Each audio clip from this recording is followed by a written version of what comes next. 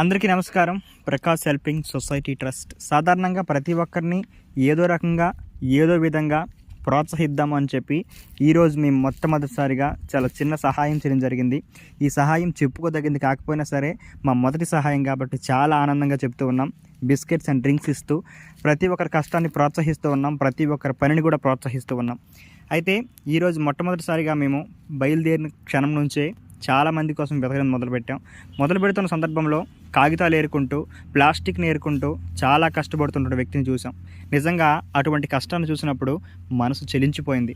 అతనికి ఏదో రకంగా సహాయపడాలని ఉంది, కాకపోతే మా దగ్గర అంత బడ్జెట్ లేని కారణంగా బిస్కెట్స్ అండ్ డ్రింక్స్ ఇస్తూ అతని కష్టాన్ని ప్రోత్సహించడం జరిగింది. చాలా ఆనందంగా అతను స్వీకరించడం జరిగింది. అయితే అటువంటి మహానుభావులు తన కష్టాని కోసం, తన ఆత్మగౌరవం కోసం ఇంతలా కష్టపడుతున్న వ్యక్తికి నిజంగా మనం ప్రోత్సహించడం చాలా మంచిది. ఇటువంటి ప్రోత్సాహం కావాలంటే మీలాంటి సపోర్ట్ మాకుంటే ఇటువంటి ప్రోత్సాహమైన కార్యక్రమాలు మరింకెన్నో చేస్తూ ఎంతోమందికి ఆత్మధైర్యాన్ని, మనోధైర్యాన్ని కూడా కల్పిస్తామని మనస్ఫూర్తిగా తెలియజేసుకుంటూ ఉన్నాం. ఏది ఏమైనా సరే ఇటువంటి వ్యక్తుల్ని చూస్తున్నప్పుడు నిజంగా చాలా ఆనందంగా ఉంటుంది. కష్టం కోసం, సుఖపడడం కోసం కష్టపడే ఈ రోజుల్లో నిజంగా ఆత్మధైర్యం కోసం చాలా కష్టపడుతున్న వ్యక్తులు. ఇట్లా ప్రయాణిస్తూ ఉన్న సందర్భంలో 2 చేతులు లేని వ్యక్తిని చూసాం. నిజంగా చాలా బాధ అనిపించింది. అతను పడుతున్న కష్టం చూసి నిజంగా మాకే కన్నీళ్ళు వచ్చాయి.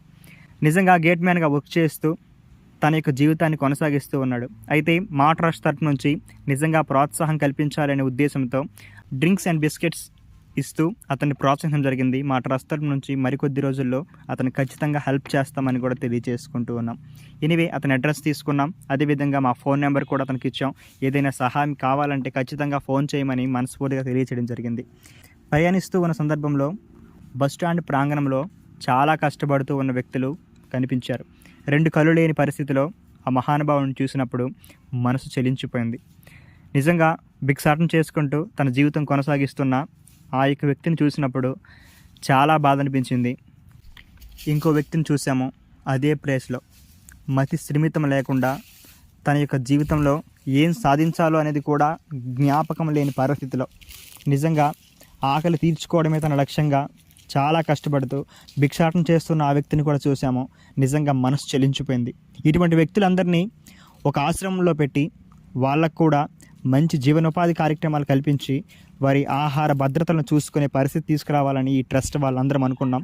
ఎందుకంటే పెద్ద పెద్ద సహాయాలు చేస్తూ 10 మందికి ఉపయోగపడుతూ మీ అందరి ప్రశంసలు పొందుతాం. ఇదే మేము కోరుకునేది. పోలీస్ అధికారుల చేతులు కూడా ఈ కార్యక్రమం చేయడం జరిగింది. చాలా హ్యాపీగా ఫీల్ అయ్యాం.